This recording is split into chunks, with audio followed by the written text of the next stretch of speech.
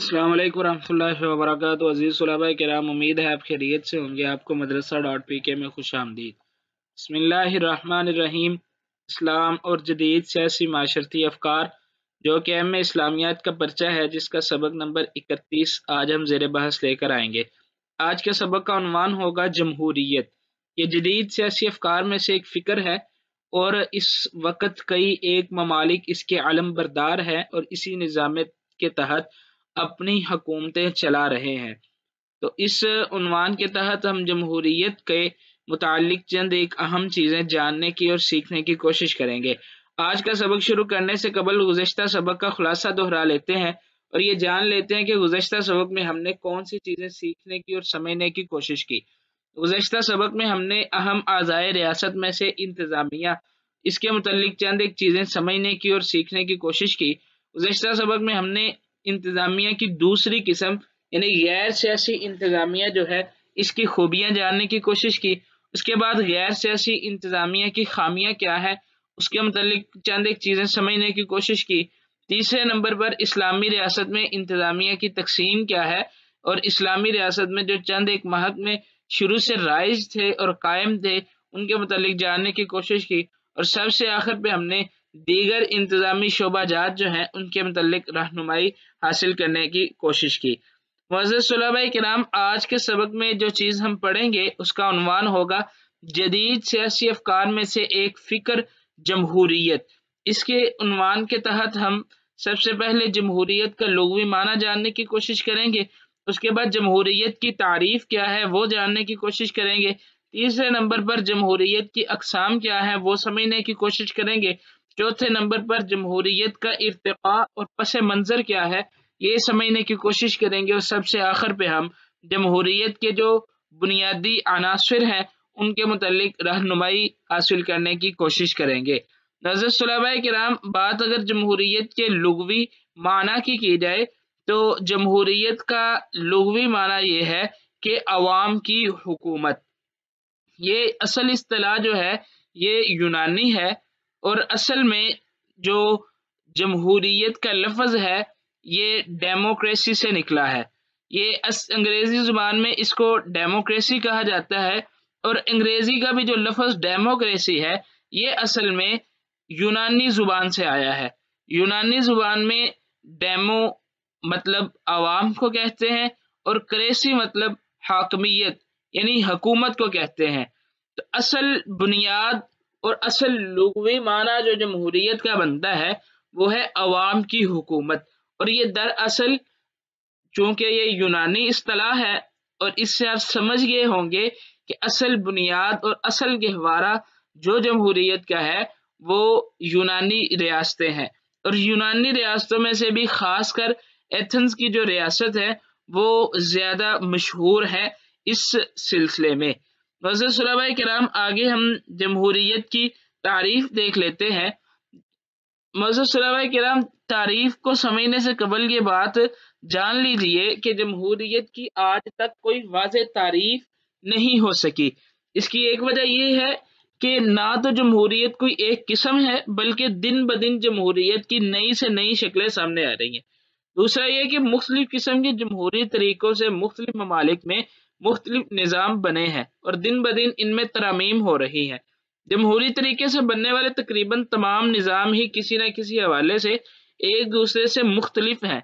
अलबत्ता जो जमहूरी निज़ाम के लिए तारीफ़ की जाती है या जो निज़ाम जमहूरी तरीका इस्तेमाल करके तैयार होता है, जिसे लोग जमहूरियत कहते हैं, उसकी तारीफ़ 16वीं सदी के अमरीकी सदर इब्राहम लिंकन ने जो की थी, हम उस तारीफ़ को देखते हैं जो कि एक मशहूर तारीफ़ है। अमरीकी सदर इब्राहम लिंकन ने कहा था, a system of government of the people for the people by the people. इस तारीफ का मतलब ये है अवाम की हुकूमत अवाम के लिए और अवाम के जरिए। मुअज़्ज़ज़ तलबा किराम, गोया कि इस तारीफ की रूह से सियासी ताकत का सरचश्मा अवाम है। अवाम में हक राय दही के जरिए सियासी कानूनी इख्तियारात अरकान पार्लियामेंट को मुंतकिल करते हैं और जमहूरी हुकूमत का मकसद अवाम की खिदमत करना है। اور جمہوریت ایک ایسی حکومت ہے جس کے بارے میں پروفیسر سیلے کہتا ہے کہ جمہوریت ایسی حکومت ہے جس میں سب شریک ہوتے ہیں، کوئی بھی پیچھے نہیں رہتا۔ اسی طرح پروفیسر ہیروڈوٹ کے الفاظ یہ ہیں کہ جمہوریت ایک ایسا نظام ہے جس میں حاکمیت کے اختیارات معاشرے کے تمام افراد کو بحیثیت مجموعی حاصل ہوتے ہیں۔ بحیثیت مجموعی کا مطلب یہ ہے کوئی ایک فرد فیصلہ نہیں کرتا، بلکہ معاشرے کی کثرت رائے اور لوگوں کا اکٹھ جس طرف ہو جاتا ہے وہ نظام حکومت بن جاتا ہے، اور وہی نظام کہلاتا ہے، وہی ریاست کا قانون کہلاتا ہے۔ آگے ہم دیکھتے ہیں جی جمہوریت کی اقسام کون کون سی ہے۔ جمہوریت کی دو قسمیں ہیں، نمبر ایک بلا واسطہ جمہوریت، نمبر دو بالواسطہ جمہوریت۔ ان دونوں اقسام میں فرق یہ ہے، بلا واسطہ میں یہ ہوتا ہے کہ عوام خود ہی سارے فیصلے کرتی ہے، ایک جگہ پہ اکٹھے ہوتے ہیں، آپس میں جس چیز پر اتفاق ہو جائے وہ فیصلہ، وہ قانون بن جاتا ہے، یہ بلا واسطہ ہے، بغیر کسی واسطے کے۔ بالواسطہ جمہوریت کا مطلب یہ ہے کہ عوام اپنے نمائندے آگے بھیجتی ہے، یعنی چند ایک لوگ یا ایک بستی کے لوگ اکٹھے ہو کر اپنے ایک نمائندہ پیش کرتے ہیں، اور وہ نمائندہ آگے جا کے ان کی نمائندگی کرتے ہوئے فیصلے میں حصہ لیتا ہے۔ جس طرح پارلیمنٹ ہے، قومی اسمبلی ہوتی ہے، صوبائی اسمبلی ہوتی ہے، یعنی پورے ملک کے لوگ اپنے اپنے حلقے میں سے ایک بندے کو کثرت رائے کے ساتھ منتخب کر کے آگے بھیجتے ہیں، اور وہ بندہ آگے ان لوگوں کی نمائندگی کرتے ہوئے فیصلے کرتا ہے، یہ بالواسطہ جمہوریت ہے۔ آگے ہم جمہوریت کا ارتقاء اور پس منظر کیا ہے اس کے متعلق جاننے کی کوشش کرتے ہیں۔ جمہوریت کا اصل گہوارہ جو ہے یہ یونان کی شہری ریاستیں ہیں۔ موجودہ جمہوریت ارتقاء کے مختلف مدارج طے کر کے اس مقام تک پہنچی ہے۔ جمہوریت کا اولین گہوارہ یونان کی چھوٹی چھوٹی ریاستیں ہیں، اور ان ریاستوں میں سے بھی ایتھنز کی شہری ریاست زیادہ قابل ذکر ہے۔ جس طرح کہ پیرلز کہتا ہے کہ ہمارا دستور جمہوری کہلاتا ہے، اس لیے کہ حکومت چند لوگوں کے ہاتھ میں نہیں ہے۔ ہم نے یہ اقتباس لیا ہے اسلام اور جمہوریت جو ماہنامہ اشراق ہے اس میں لکھے گئے کالم اور عنوان سے، جو پروفیسر الطاف احمد اعظمی رحمہ اللہ نے لکھا تھا، اس موضوع اور عنوان سے ہم نے یہ اقتباس لیا ہے۔ اس کے بعد یونان کے بعد جو دوسرا ملک تھا وہ روم تھا، جس نے جمہوری روایات کو آگے بڑھایا۔ رومی ریاست نے جمہوریت میں دو چیزوں کا اضافہ کیا، وہ دو چیزیں یہ تھی کہ جمہور کی مرضی چلے گی، نمبر دو تمام انسان مساوی حیثیت رکھتے ہیں۔ یونان کے بعد روم نے جمہوریت کو آگے بڑھانے کے ساتھ ساتھ ان دو چیزوں کا اضافہ کیا۔ اس چیز کے تحت یہ تھا کہ جتنا بھی مقننہ ہے، کسی بھی ملک کی جو مقننہ ہے وہ تمام شہریوں پر مشتمل ہوگی، لیکن 17ویں صدی تک جمہوریت کے تصور پر یقین رکھنے والے ماہرین اور سیاسی رہنماؤں نے اس امکان کو بڑی حد تک نظر انداز کر رکھا تھا کہ مقننہ تمام شہریوں پر مشتمل نہیں ہو سکتی جیسا کہ یونان اور روم میں تھا۔ اس کے بعد پھر یہ خیالات اور افکار تبدیل ہوئے۔ 18ویں صدی کے اواخر تک جمہوریت کا تصور اور عملی صورت دنیا کی پہلی نمائندہ حکومت امریکہ میں رائج ہو چکی تھی۔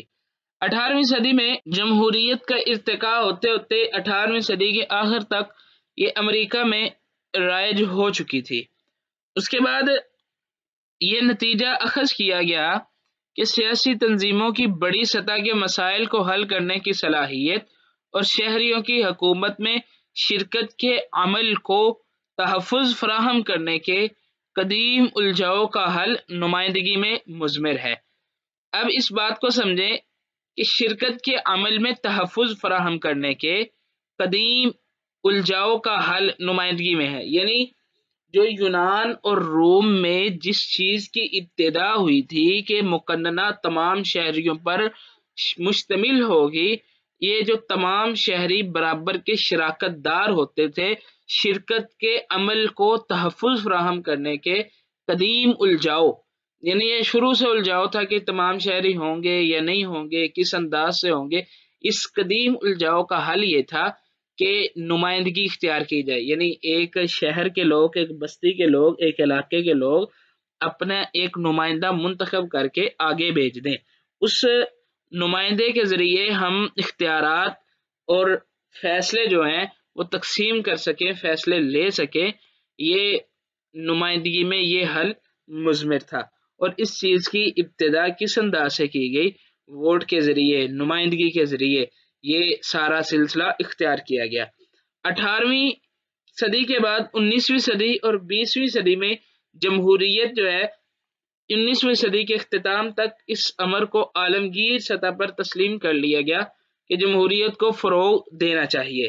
یعنی 19ویں صدی تک پوری دنیا میں جمہوریت کو قائم کرنے کا ایک نظریہ جو ہے لوگوں میں بن چکا تھا۔ مختصراً ہم یہ کہہ سکتے ہیں کہ جمہوریت محض ایک سیاسی نظام نہیں بلکہ بہر طور حقوق کا ایک مربوط نظام ہے، یہ سمجھا جانے لگا، اور ساتھ میں یہ بھی سمجھا جانے لگا کہ جو حکومت حقوق سلب کرے گی وہ غیر جمہوری کہلائے گی۔ یہ اقتباس ہم نے لیا ہے جدید سیاسی اور قانونی نظریات از کیتھلن کوئپر ماہنامہ تجزیات سے۔ اب آگے ہم دیکھتے ہیں جی جمہوریت کے بنیادی عناصر کیا ہیں۔ معزز طلباء کرام، آج کی جمہوریت جس طرز کی علم بردار ہے، اس کے بنیادی عناصر کو اگر اختصار کے ساتھ یوں بیان کیا جا سکتا ہے کہ پہلا عنصر اس کا یہ ہے کہ عوام کی بالادستی ہونی چاہیے، ہر طرف عوام جو چاہے وہی ہونا چاہیے۔ دوسرے نمبر پر ہر کسی کو مساوی حقوق فراہم ہونے چاہیے، ہر کسی کو مساوی حقوق ملنے چاہیے۔ تیسرے نمبر پر شہری آزادی ہونی چاہیے، ہر بندہ آزاد ہو، وہ جو چاہے جس طرح چاہے وہ کر سکتا ہو، اس کی آزادی میں کوئی دخل نہ ہو۔ اور چوتھے نمبر پر عوامی فلاح و بہبود، یعنی جو بھی حکومت ہو، جو بھی ریاست ہو یا جو بھی حکمران ہو، اس کی اصل ویژن، اس کا اور جو اصل مقصد ہے وہ عوام کی فلاح و بہبود ہونی چاہیے۔ معزز طلباء کرام، آج کے سبق کا خلاصہ دیکھ لیتے ہیں۔ آج کے سبق میں ہم نے جو چیزیں پڑھی وہ جدید سیاسی افکار، اس عنوان کے تحت جو جمہوریت ایک جدید سیاسی فکر ہے، اس کے متعلق ہم نے چند ایک چیزیں سمجھنے کی کوشش کی۔ اس عنوان کے تحت ہم نے جمہوریت کا لغوی معنی کیا ہے وہ جاننے کی کوشش کی، پھر جمہوریت کی تعریف کیا ہے وہ سمجھنے کی کوشش کی، تیسرے نمبر پر جمہوریت کی اقسام کیا ہے وہ جاننے کی کوشش کی، اور جمہوریت کا ارتقاء اور پس منظر کیا ہے یہ سمجھنے کی کوشش کی، اور آخر پہ جمہوریت کے بنیادی عناصر کو بھی جاننے کی کوشش کی۔ اگلے سبق میں جو چیز ہم پڑھیں گے اس کا عنوان یہی ہوگا، جدید سیاسی افکار میں سے جو جمہوریت ہے اس کا حصہ دوم پڑھیں گے، اور اس سبق کے تحت ہم جمہوریت کے جو ارکان خمسہ ہیں وہ جاننے کی کوشش کریں گے۔ دوسرے نمبر پر جمہوریت کی خوبیاں اور پھر جمہوریت کی خامیاں کیا ہے یہ سمجھنے کی اور جاننے کی کوشش کریں گے، اور سب سے آخر پہ ہم اسلامی حکومت اور جمہوری حکومت میں تقابل کیا ہے یہ سمجھنے کی کوشش کریں گے۔ اگلے سبق سے پہلے تک آپ یہ سوال حل کریں۔